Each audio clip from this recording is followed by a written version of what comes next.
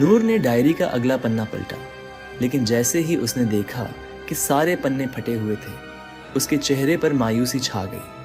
اس نے ہر ایک پنے کو الٹ پلٹ کر دیکھا، پر کچھ نہیں ملا، صرف ایک نام جو پھٹے ہوئے پنے کے کونے پر لکھا تھا، زبیر شیخ۔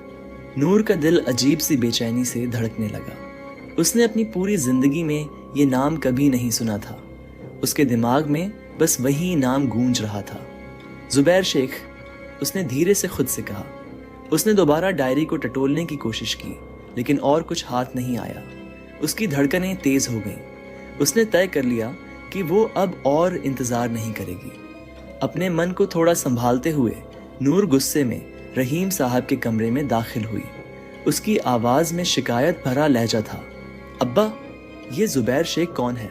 رحیم صاحب ایک پل کے لیے حیران رہ گئے۔ انہوں نے اپنی کتاب کا پنا موڑا اور کہا، تم زبیر شیخ کے بارے میں کیوں پوچھ رہی ہو؟ نور کی آنکھوں میں بے چینی تھی۔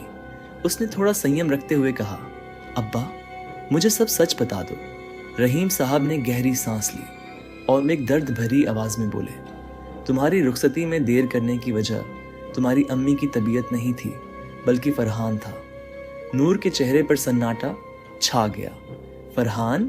اس نے حیران ہو کر کہا، احمد کا دوست فرحان؟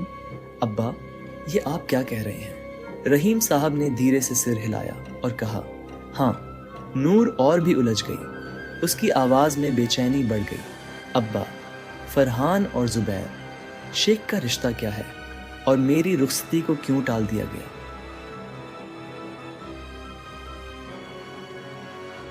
رخصتی کا دن آخر کار آ گیا۔ نور اور احمد کے چہرے پر مسکان تھی۔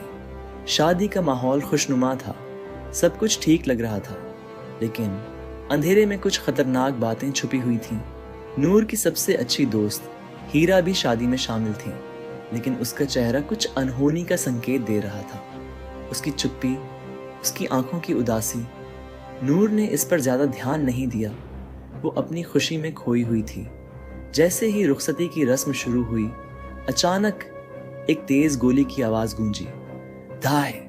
نور کا چہرہ درد سے مروڑ اٹھا۔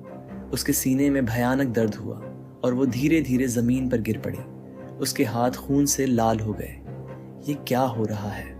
نور کے ہونٹوں سے دھیمی آواز نکلی۔ آخری چیز جو نور نے دیکھی، ہیرا کا چہرہ۔ ہیرا کے ہاتھ میں بندوق تھی۔ اس کی آنکھوں میں ایک الگ ہی جنون تھا۔ اس نے دھیرے سے کہا، مجھے معاف کرنا نور۔